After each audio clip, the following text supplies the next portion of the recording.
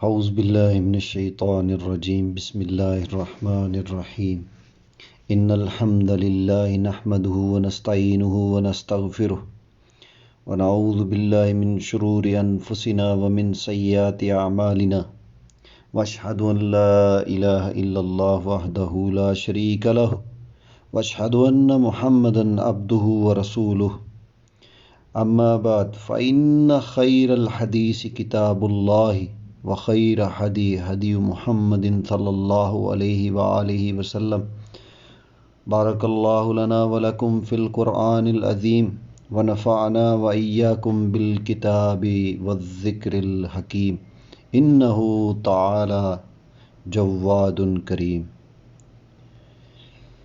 اللہم صلی علی محمد وعلی آل محمد کما صلیت علی ابراہیم وعلی آل ابراہیم انک حمید مجید۔ اللہم بارک علی محمد وعلی آل محمد کما بارکت علی ابراہیم وعلی آل ابراہیم انک حمید مجید، آمین ثم آمین۔ آج ہم شروع کریں گے سورہ بقرہ کی آیت نمبر 174، جس میں اللہ سبحانہ تعالیٰ فرماتے ہیں جو لوگ اللہ سبحانہ تعالیٰ کی اتاری ہوئی کتاب کو چھپاتے ہیں اور اسے تھوڑی تھوڑی سی قیمت پر بیچتے ہیں، یقین مانو کہ یہ اپنے پیٹ میں آگ بھر رہے ہیں۔ قیامت کے دن ان سے اللہ سبحانہ تعالیٰ بات بھی نہ کرے گا، نہ انہیں پاک کرے گا، بلکہ ان کے لیے دردناک عذاب ہیں۔ یہ وہ لوگ ہیں جنہوں نے گمراہی کو ہدایت کے بدلے اور عذاب کو مغفرت کے بدلے مول لے لیا، اور یہ لوگ عذاب آگ کا کیا کچھ برداشت کرنے والے ہیں۔ اللہ اکبر۔ ان عذابوں کا باعث یہی ہے کہ اللہ سبحانہ تعالیٰ کی اتاری ہوئی سچی کتاب کو انہوں نے چھپا لیا۔ اس کتاب میں اختلاف کرنے والے یقیناً دور کے خلاف میں ہیں۔ یہاں بدترین جو لوگ ہیں ان کے بارے میں بتایا جا رہا ہے، یعنی جو یہودی آقا کریم صلی اللہ علیہ وآلہ وسلم کی صفات کی آیتوں کو جو تورات میں ہیں چھپاتے ہیں اور اس کے بدلے اپنی آؤ بھگت عرب سے کراتے ہیں اور عوام سے تحفے اور نقدی سمیٹتے رہتے ہیں، وہ اس گھٹیا دنیا کے بدلے اپنی آخرت خراب کر رہے ہیں۔ انہیں ڈر لگا ہوا ہے کہ اگر آقا کریم صلی اللہ علیہ وآلہ وسلم کی نبوت کی سچائی اور آپ کے دعوے کی تصدیق کی آیتیں جو تورات میں ہیں لوگوں پر ظاہر ہو گئیں تو لوگ آپ صلی اللہ علیہ وآلہ وسلم کے متحد ہو جائیں گے اور انہیں چھوڑ دیں گے۔ اس خوف سے وہ ہدایت و مغفرت کو چھوڑ بیٹھے اور ضلالت و عذاب پر خوش ہو گئے۔ اس باعث دنیا اور آخرت کی بربادی ان پر نازل ہوئی۔ آخرت کی رسوائی تو ظاہر ہے، لیکن دنیا میں بھی لوگوں پر ان کا مکر کھل گیا۔ وقتاً فوقتاً وقتاً فوقتاً آیتیں جنہیں یہ بدترین علماء چھپاتے رہتے تھے ظاہر ہوتی رہیں۔ اس کے علاوہ خود آپ صلی اللہ علیہ وآلہ وسلم کے معجزات اور آپ صلی اللہ علیہ وآلہ وسلم کی پاکیزہ عادت نے لوگوں کو آپ سرکار صلی اللہ علیہ وآلہ وسلم کی تصدیق پر آمادہ کر دیا، اور ان کی وہ جماعت جس کے ہاتھ سے نکل جانے کے ڈر نے انہیں اللہ سبحانہ تعالیٰ کا کلام چھپانے پر آمادہ کیا تھا، بالآخر ہاتھ سے جاتی رہی۔ ان لوگوں نے آقا کریم صلی اللہ علیہ وآلہ وسلم سے بیعت کر لی، ایمان لے آئے اور آپ صلی اللہ علیہ وآلہ وسلم کے ساتھ مل کر ان حق کے چھپانے والوں کی جانیں لی اور ان سے باقاعدہ جہاد کیا۔ قرآن کریم میں ان کی حقائق چھپانے والی حرکتوں کو جگہ جگہ بیان کیا گیا ہے اور فرمایا کہ جو مال تم کھاتے ہو اللہ سبحانہ تعالیٰ کی باتوں کو چھپا کر۔ قرآن کریم نے ان لوگوں کے بارے میں بھی جو یتیموں کا مال ظلم سے ہڑپ لیں، ان کے لیے بھی یہی فرمایا ہے کہ وہ بھی اپنے پیٹ میں جہنم کی آگ بھر رہے ہیں اور قیامت کے دن بھڑکتی ہوئی آگ میں داخل ہوں گے۔ صحیح حدیث میں ہے، رسول اللہ صلی اللہ علیہ وآلہ وسلم نے فرمایا جو شخص چاندی سونے کے برتن میں کھاتا پیتا ہے وہ بھی اپنے پیٹ میں جہنم کی آگ بھرتا ہے، لہٰذا ہمیں ان چیزوں سے پرہیز کرنا چاہیے۔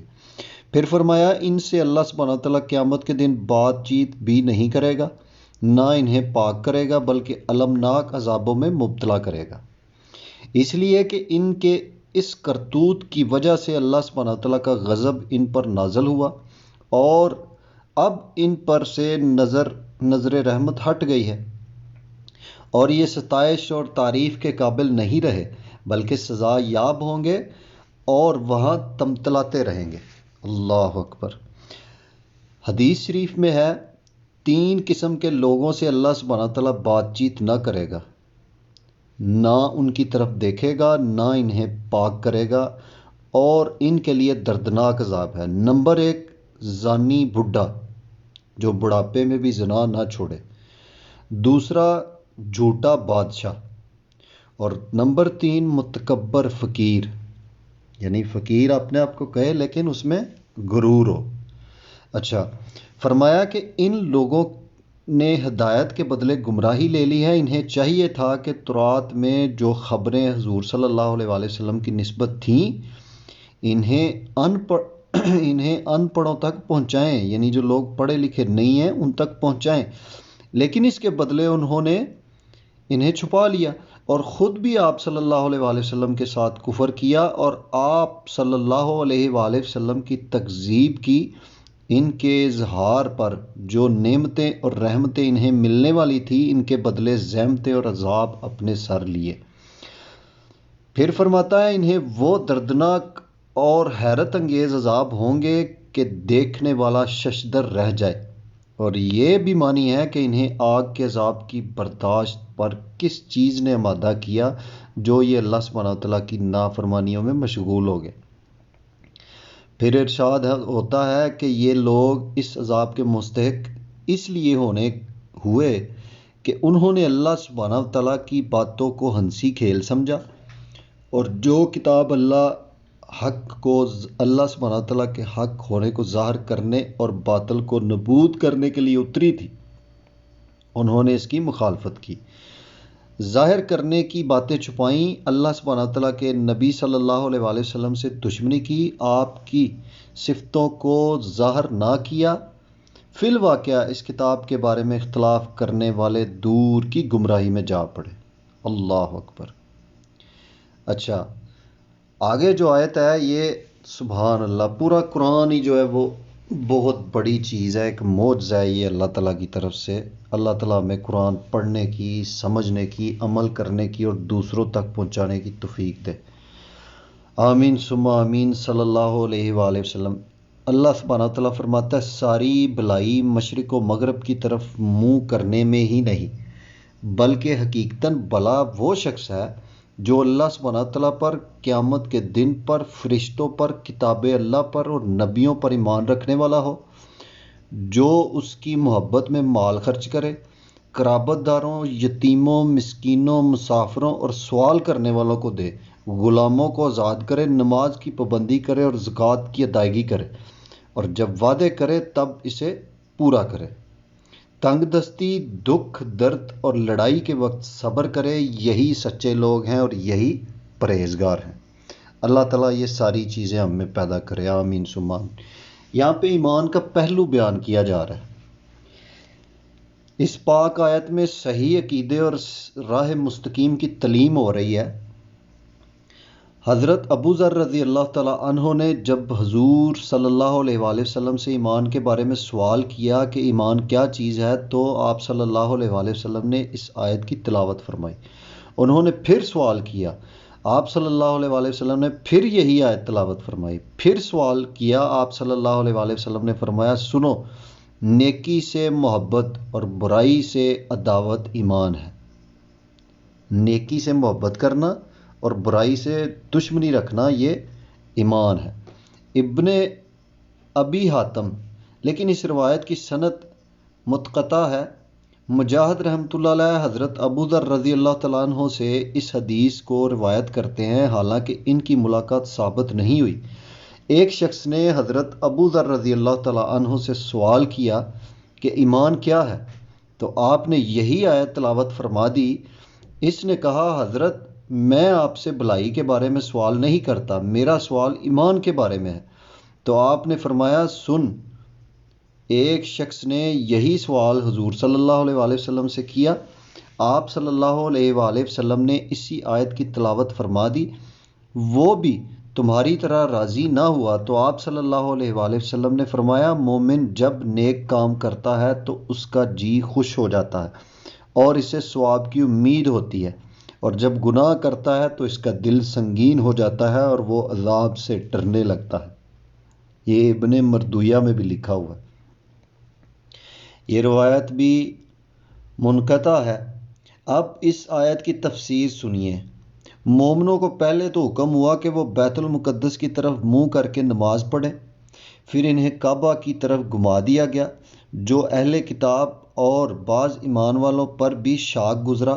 پس اللہ سبحانہ وتعالیٰ نے اس کی حکمت بیان فرمائی کہ اس کا اصل مقصد اطاعت فرمان الہی ہے۔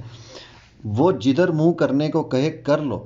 اہل تقوی اصل بھلائی اور کامل ایمان یہی ہے کہ مالک کے زیر فرمان رہو۔ اگر کوئی مشرق کی طرف منہ کرے یا مغرب کی طرف منہ پھیر لے اور اللہ سبحانہ وتعالیٰ کا حکم نہ ہو تو وہ اس توجہ سے ایماندار نہیں ہو جائے گا، بلکہ حقیقت میں با ایمان وہ ہے جس میں وہ اوصاف ہوں جو اس آیت کریمہ میں بیان کیے گئے۔ قرآن کریم میں ایک اور جگہ اللہ سبحانہ وتعالیٰ نے بیان فرمایا، یعنی تمہاری قربانیوں کے گوشت اور لہو اللہ سبحانہ وتعالیٰ کو نہیں پہنچتے بلکہ اس تک تمہارا تقوی پہنچتا ہے۔ حضرت ابن عباس رضی اللہ تعالیٰ عنہ اس آیت کی تفسیر میں فرماتے ہیں کہ تم نمازیں پڑھو اور دوسرے اعمال نہ کرو، یہ کوئی بھلائی نہیں۔ یہ حکم اس وقت تھا جب مکہ سے مدینہ کی طرف لوٹتے تھے، لیکن پھر اس کے بعد اور فرائض اور احکام نازل ہوئے اور ان پر عمل کرنا ضروری قرار دیا گیا۔ مشرق و مغرب کو اس لیے خاص کیا گیا کہ یہود مغرب کی طرف اور نصارہ مشرق کی طرف منہ کیا کرتے تھے۔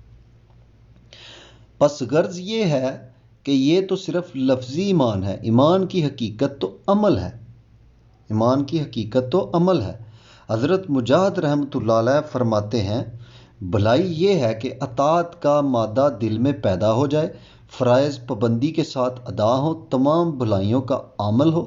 حق تو یہ ہے کہ جس نے اس آیت پر عمل کر لیا اس نے کامل اسلام پا لیا اور دل کھول کر بھلائی سمیٹ لی۔ اس کا ذات باری تعالیٰ پر ایمان ہے، یہ وہ جانتا ہے کہ معبود برحق وہی ہے، فرشتوں کے وجود کو اور اس بات کو کہ وہ اللہ سبحانہ وتعالیٰ کا پیغام اللہ کے مخصوص بندوں پر لاتے ہیں، یہ مانتا ہے کہ کل آسمانی کتابوں کو برحق جانتا ہے اور سب سے آخری کتاب قرآن کریم کو جو کہ تمام اگلی کتابوں کو سچا کہنے والی ہے، تمام بھلائیوں کی جامع اور دین و دنیا کی سعادت پر مشتمل ہے، وہ مانتا ہے۔ اسی طرح اول سے آخر تک کے تمام انبیاء پر بھی اس کا ایمان ہے، بالخصوص خاتم الانبیاء رسول اللہ صلی اللہ علیہ وآلہ وسلم پر بھی۔ مال کو باوجود مال کی محبت کے، یعنی مال سے محبت بھی کرتا ہے لیکن پھر بھی اللہ سبحانہ وتعالیٰ کی راہ میں خرچ کرتا ہے۔ صحیح حدیث شریف میں ہے، رسول اللہ صلی اللہ علیہ وآلہ وسلم فرماتے ہیں، افضل صدقہ یہ ہے کہ تو اپنی صحت اور مال کی محبت کی حالت میں اللہ سبحانہ وتعالیٰ کے نام دے، باوجود یہ کہ مال کی کمی کا اندیشہ ہو اور زیادتی کی رغبت بھی ہو۔ بخاری و مسلم مستدرک حاکم میں ہے کہ رسول اللہ صلی اللہ علیہ وآلہ وسلم نے وَأَطَاعَ الْمَالَ عَلَىٰ حُبِّهِ پڑھ کر فرمایا کہ اس کا مطلب یہ ہے کہ تم صحت میں اور مال کی چاہت کی حالت میں فقیری سے ڈرتے ہوئے اور امیری کی خواہش رکھتے ہوئے صدقہ کرو، لیکن اس روایت کا موقوف ہونا زیادہ صحیح ہے۔ اصل میں یہ فرمان حضرت عبداللہ بن مسعود رضی اللہ تعالیٰ عنہ کا ہے۔ قرآن کریم میں سورہ دہر میں فرمایا کہ مسلمان باوجود کھانے کی چاہت کے مسکینوں، یتیموں اور قیدیوں کو کھانا کھلاتے ہیں اور کہتے ہیں کہ ہم تمہیں اللہ سبحانہ وتعالیٰ کی خوشنودی کے لیے کھلاتے ہیں، نہ تم سے اس کا بدلہ چاہتے ہیں، نہ شکریہ۔ اور جگہ فرمایا جب تک تم اپنی چاہت کی چیزیں اللہ سبحانہ وتعالیٰ کے نام نہ دو تم حقیقی بھلائی نہیں پا سکتے۔ ایک اور جگہ فرمایا یعنی باوجود اپنی حاجت اور ضرورت کے بھی وہ دوسروں کو اپنے نفس پر مقدم کرتے ہیں، پس یہ لوگ بڑے پایا کے ہیں، کیونکہ پہلی قسم کے لوگوں نے تو اپنی پسندیدہ چیز باوجود اس کی محبت کے دوسروں کو دی، لیکن ان بزرگوں نے اپنی چاہت کی وہ چیز جس کے وہ خود محتاج تھے دوسروں کو دے دی اور اپنی حاجت مندی کا خیال بھی نہ کیا۔ وذی القربیٰ انہیں کہتے ہیں جو رشتہ دار ہوں، صدقہ دیتے وقت یہ دوسروں سے زیادہ مقدم ہیں۔ حدیث میں مسکین کو دینا ثواب ہے اور قرابت دار مسکین کو دینا دوہرا ثواب ہے۔ ثواب صدقہ کا دوسرا صلہ رحمی کا تمہاری بخشش اور خیراتوں کے زیادہ مستحق یہ ہیں۔ قرآن کریم میں ان کے ساتھ سلوک اچھا کرنے کا حکم کئی جگہ ہے۔ یتیم سے مراد وہ چھوٹے بچے ہیں جن کے والد مر گئے ہوں اور ان کا کمانے والا کوئی نہ ہو، نہ خود انہیں اپنی روزی حاصل کرنے کی قوت و طاقت ہو۔ حدیث شریف میں ہے بلوغت کے بعد یتیمی نہیں رہتی۔ مساکین وہ ہیں جن کے پاس اتنا ہو جو ان کے کھانے پینے پہننے اوڑھنے رہنے سہنے کو کافی ہو، ان کے ساتھ بھی سلوک کیا جائے جس سے ان کی حاجت پوری ہو اور فقر و فاقہ اور قلت و ذلت کی حالت سے بچ سکیں۔ صحیحین میں حضرت ابو ہریرہ رضی اللہ تعالیٰ عنہ سے مروی ہے کہ آقا کریم صلی اللہ علیہ وآلہ وسلم فرماتے ہیں مسکین صرف وہی لوگ نہیں جو مانگتے پھرتے ہیں اور ایک ایک دو دو کھجوریں یا ایک ایک دو دو لقمے روٹی کے لے جاتے ہیں، بلکہ مسکین وہ بھی ہیں جن کے پاس اتنا نہ ہو کہ ان کے سب کام نکل جائیں، نہ وہ اپنی حالت ایسی بنائیں جس سے لوگوں کو علم ہو جائے اور انہیں کوئی کچھ دے دے۔ ابن سبیل مسافر کو کہتے ہیں۔ یہاں مراد وہ مسافر ہیں جن کے پاس سفر خرچ نہ رہا ہو، انہیں اتنا دیا جائے جس سے یہ بااطمینان اپنے وطن واپس جائیں۔ اسی طرح وہ شخص بھی جو اطاعت الہی میں سفر کر رہا ہو، اسے جانے آنے کا خرچ دینا، مہمان بھی اسی حکم میں ہے۔ حضرت عبداللہ بن عباس رضی اللہ تعالیٰ عنہ مہمان کو بھی ابن السبیل میں داخل کرتے ہیں اور دوسرے بزرگ سلف بھی۔ اچھا، سائلین وہ ہیں جو اپنی حاجت ظاہر کر کے لوگوں سے کچھ مانگے، انہیں بھی صدقہ زکوٰۃ دینا چاہیے۔ حضور صلی اللہ علیہ وآلہ وسلم فرماتے ہیں سائل کا حق ہے اگرچہ وہ گھوڑے پر سوار آئے، ٹھیک ہے، پھر رکاب سے مراد غلاموں کو آزادی دلانا ہے، خواہ یہ وہ غلام ہو جنہوں نے اپنے مالکوں کو مقررہ قیمت کی ادائیگی کا لکھ دیا کہ اتنی رقم ہی تمہیں ادا کریں گے تو ہم آزاد ہیں، لیکن اب ان بیچاروں سے ادا نہیں ہو سکی تو ان کی مدد کر کے انہیں آزاد کرانا۔ ان تمام قسموں کو اور دوسرے اس قسم کے لوگوں کی پوری تفسیر سورہ برات میں آگے آئے گی انشاءاللہ۔ حضرت فاطمہ بنت قیس رضی اللہ تعالی عنہا سے روایت ہے کہ آقا کریم صلی اللہ علیہ وآلہ وسلم نے فرمایا مال میں زکوٰۃ کے سوا کچھ اور بھی اللہ سبحانہ تعالیٰ کا حق ہے۔ پھر آپ نے یہ آیت پڑھ کر سنائی۔ اس حدیث کا ایک راوی ابو حمزہ میمون اور ضعیف ہے۔ پھر فرمایا نماز کو وقت پر پورے رکوع سجدے اطمینان اور آرام خشوع خضوع کے ساتھ ادا کرے جس طرح ادائیگی کا شریعت کا حکم ہے، اور زکوٰۃ کو بھی ادا کرے، یا یہ معنی کہ اپنے نفس کو بے معنی باتوں اور ذیل اخلاقوں سے پاک کرے، جیسے فرمایا قد افلح من زکاہا، یعنی اپنے نفس کو پاک کرنے والا فلاح پا گیا اور اسے گندگی میں لتھیڑنے لت پت کرنے والا تباہ ہو گیا۔ حضرت موسیٰ علیہ السلام نے فرعون سے یہی فرمایا تھا کہ اور جگہ بھی اس کے بارے میں فرمان ہے ان مشرکوں کو ویل ہے جو زکوٰۃ ادا نہیں کرتے، یا یہ کہ جو اپنے آپ کو شرک سے پاک نہیں رکھتے۔ پس یہاں مدرجہ بالا آیت زکوٰۃ سے مراد زکوٰۃ نفس یعنی اپنے آپ کو گندگیوں اور شرک و کفر سے پاک کرنا ہے، اور ممکن ہے مال کی زکوٰۃ مراد ہو تو اور احکام نفلی صدقہ سے متعلق سمجھے جائیں گے۔ جیسے اوپر حدیث بیان ہوئی کہ مال میں زکوٰۃ کے سوا اور حق بھی ہیں۔ پھر فرمایا وعدے پورے کرنے والے، جیسے اور جگہ میں ہے، یہ لوگ اللہ سبحانہ وتعالیٰ کے عہد کو پورا کرتے ہیں اور وعدے نہیں توڑتے۔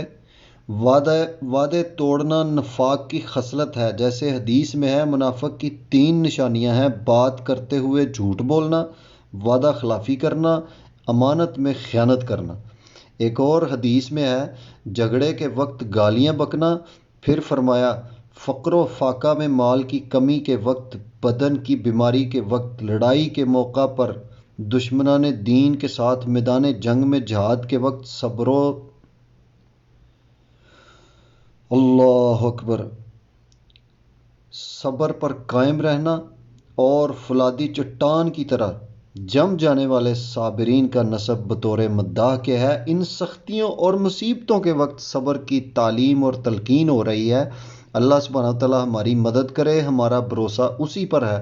پھر فرمایا ان اوصاف والے لوگ ہی سچے ایمان والے ہیں، ان کا ظاہر و باطن، قول و فعل یکساں ہے، اور متقی بھی یہی لوگ ہیں کیونکہ اطاعت گزار ہیں اور نافرمانیوں سے دور ہیں۔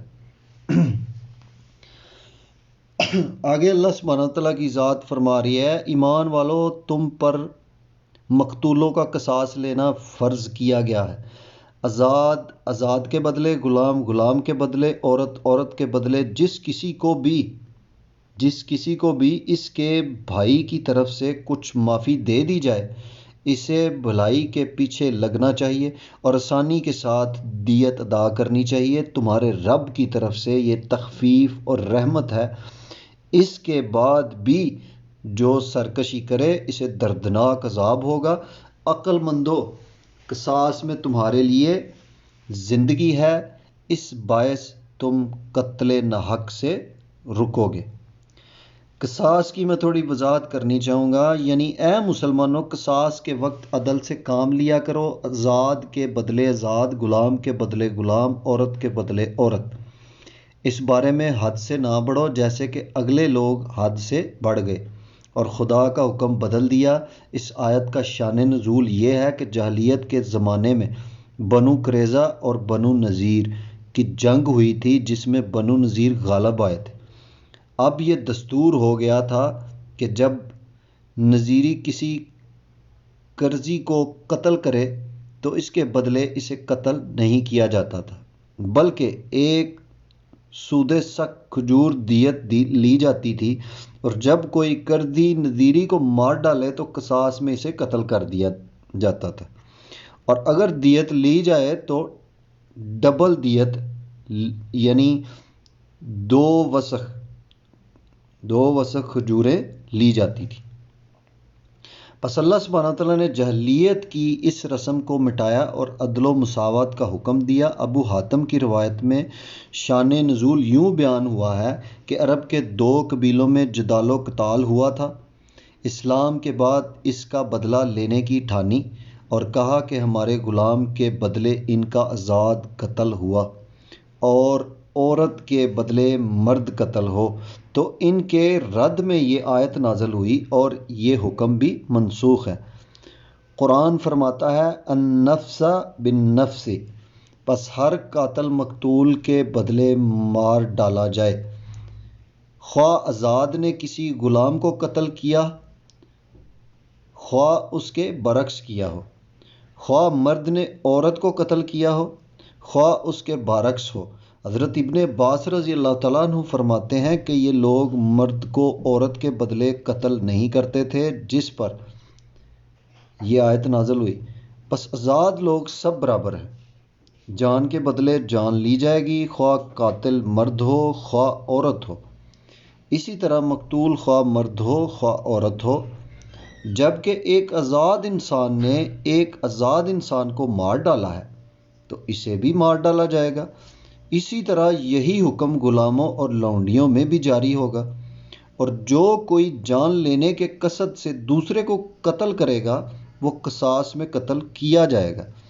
اور یہی حکم قتل کے علاوہ اور زخموں کا اور دوسرے اعضاء کی بربادی کا بھی ہے۔ حضرت امام مالک رحمۃ اللہ علیہ بھی اس آیت کو النفس بالنفس سے منسوخ بتلاتے ہیں۔ یہاں مسئلہ یہ ہے کہ حضرت ابو حنیفہ رحمۃ اللہ علیہ، امام سوری رحمۃ اللہ علیہ، امام ابن ابو العالیہ رحمۃ اللہ علیہ اور داؤد رحمۃ اللہ علیہ کا بھی مذہب یہی ہے کہ آزاد نے اگر غلام کو قتل کیا تو اس کے بدلے وہ بھی قتل کیا جائے گا۔ حضرت علی رضی اللہ تعالیٰ عنہ، حضرت ابن مسعود رضی اللہ تعالیٰ عنہ، حضرت سعید بن جبیر رضی اللہ تعالیٰ عنہ، حضرت ابراہیم نخعی رحمۃ اللہ علیہ، حضرت قتادہ رحمۃ اللہ علیہ اور حضرت حکم رحمۃ اللہ علیہ کا بھی یہی مذہب ہے۔ حضرت امام بخاری رحمۃ اللہ علیہ، علی بن مدنی ابراہیم رحمۃ اللہ علیہ نخعی اور ایک اور روایت کی روح سے حضرت سوری رحمۃ اللہ علیہ کا بھی یہی مذہب ہے کہ اگر کوئی آقا اپنے غلام کو مار ڈالے تو اس کے بدلے اس کی جان لی جائے گی۔ دلیل میں یہ حدیث بیان فرماتے ہیں کہ رسول اللہ صلی اللہ علیہ وآلہ وسلم نے فرمایا کہ جو شخص اپنے غلام کو قتل کرے ہم اسے قتل کریں گے، اور جو شخص اپنے غلام کو کوٹنا کرے مطلب مارے، ٹھیک ہے، ہم بھی اس کی ناک کٹا دیں گے، اور جو اسے کھسی کرے اسے بھی یہی بدلہ دیا جائے گا۔ یعنی جو اعضاء جسم کا غلام کا کاٹا جائے گا وہی اعضاء اس کے آقا کا بھی کاٹا جائے گا۔ جمہور کا مذہب ان بزرگوں کے خلاف ہے۔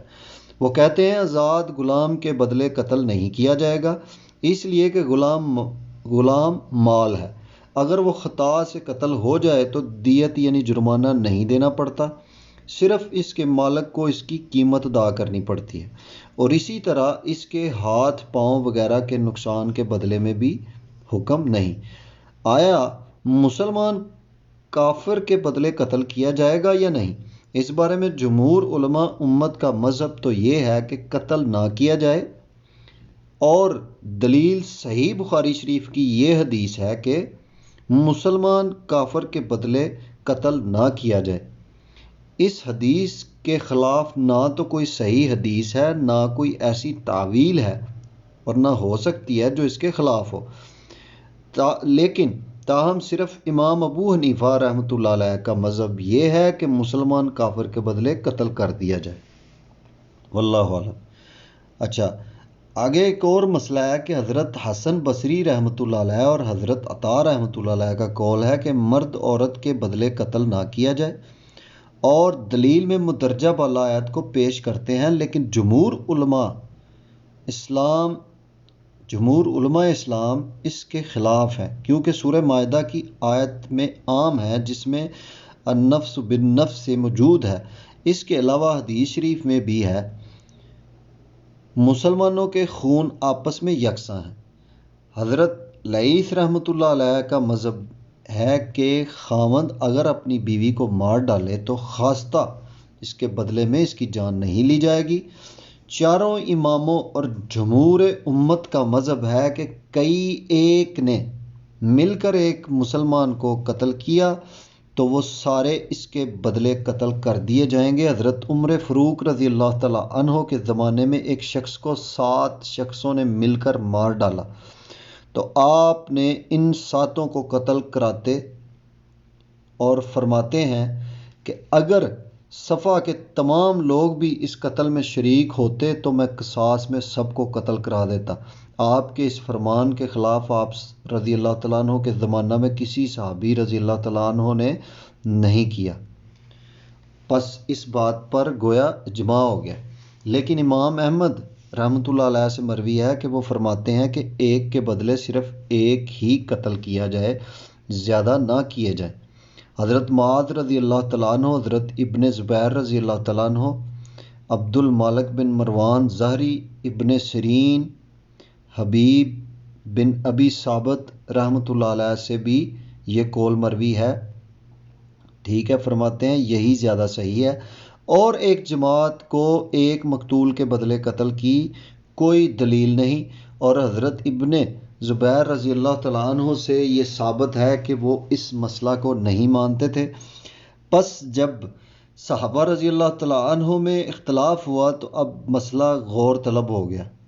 پھر فرماتا ہے کہ یہ اور بات ہے کہ کسی قاتل کو مقتول کا کوئی وارث کچھ حصہ معاف کر دے، یعنی قتل کے بدلے وہ دیت قبول کر لے، یا دیت بھی اپنے حصہ کی چھوڑ دے اور صاف صاف معاف کر دے۔ اگر وہ دیت پر راضی ہو گیا تو قاتل کو مشکل نہ ڈالے، بلکہ اچھائی سے دیت وصول کرے، اور قاتل کو بھی چاہیے کہ بھلائی کے ساتھ اسے دیت ادا کر دے، ہیل حجت نہ کرے۔ امام مالک رحمۃ اللہ علیہ کا مشہور مذہب ہے، اور امام ابو حنیفہ رحمۃ اللہ علیہ اور آپ کے شاگردوں کا، اور امام شافعی رحمۃ اللہ علیہ اور امام احمد بن حنبل رحمۃ اللہ علیہ کا ایک روایت کی روح سے یہ مذہب ہے کہ مقتول کے اولیاء یعنی اس کے مالک کا قصاص چھوڑ کر دیت پر راضی ہونا، اور اس وقت جائز ہے جب خود قاتل بھی اس پر آمادہ ہو، لیکن اور بزرگان دین فرماتے ہیں اس میں قاتل کی رضامندی کی شرط نہیں ہے۔ سلف کی ایک جماعت کہتی ہے کہ عورتیں قصاص سے درگزر کریں، دیت پر اگر رضامند ہوں تو ان کا اعتبار نہیں۔ حسن قتادہ، زہرہ بن شبرم، لیث اور اوزاعی رحمۃ اللہ علیہ کا یہی مذہب ہے، لیکن باقی علماء دین ان کے مخالف ہیں۔ اچھا، وہ فرماتے ہیں کہ اگر کسی عورت نے بھی دیت پر رضامندی ظاہر کی تو قصاص جاتا رہے گا۔ پھر فرماتے ہیں قتل عمد میں دیت لینا یہ اللہ سبحانہ تعالیٰ کی طرف سے تخفیف اور مہربانی ہے، اگلی امتوں کو یہ اختیار نہ تھا۔ حضرت ابن عباس رضی اللہ تعالیٰ عنہ فرماتے ہیں بنی اسرائیل پر قصاص فرض تھا، انہیں قصاص سے درگزر کرنے اور دیت لینے کی اجازت نہ تھی، لیکن اس امت پر یہ مہربانی ہوئی کہ دیت لینی بھی جائز کی گئی۔ تو یہاں تین چیزیں ہوئیں، قصاص سے دیت اور معافی۔ اگلی امتوں میں صرف قصاص اور معافی ہی تھا، دیت نہ تھی۔ بعض لوگ کہتے ہیں اہل تورات کے ہاں صرف قصاص اور معافی تھی، اور اہل انجیل کے ہاں صرف معافی ہی تھی۔ پھر فرمایا جو شخص دیت یعنی جرمانہ لینے کے بعد یا دیت قبول کر لینے کے بعد بھی زیادتی پر تل جائے، اس کے لیے سخت دردناک عذاب ہے، مثلا دیت لینے کے بعد پر قتل کے درپے ہوا وغیرہ۔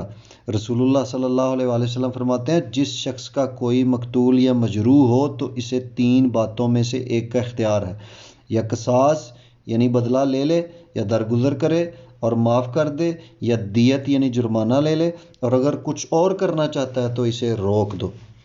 ان میں سے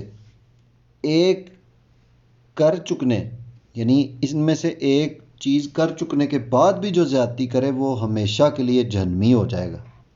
دوسری حدیث میں ہے کہ جس نے دیت وصول کر لی پھر قاتل کو قتل کیا، مطلب دیت وصول کر لی اس کے بعد پھر قاتل کو قتل کیا،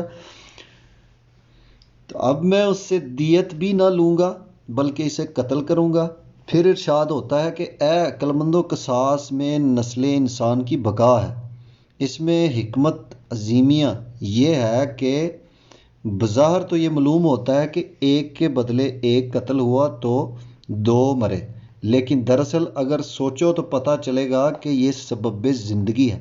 قاتل کو خود خیال ہوگا کہ میں اسے قتل نہ کروں ورنہ خود بھی قتل کر دیا جاؤں گا، تو وہ اس فعل بد سے رک جائے گا، تو دو آدمی قتل و خون سے بچ جائیں گے۔ اگلی کتابوں میں بھی یہ بات تو بیان فرمائی تھی کہ قتل کو روک دیتا ہے، لیکن قرآن پاک میں بہت ہی فصاحت و بلاغت کے ساتھ اس مضمون کو بیان کیا گیا ہے۔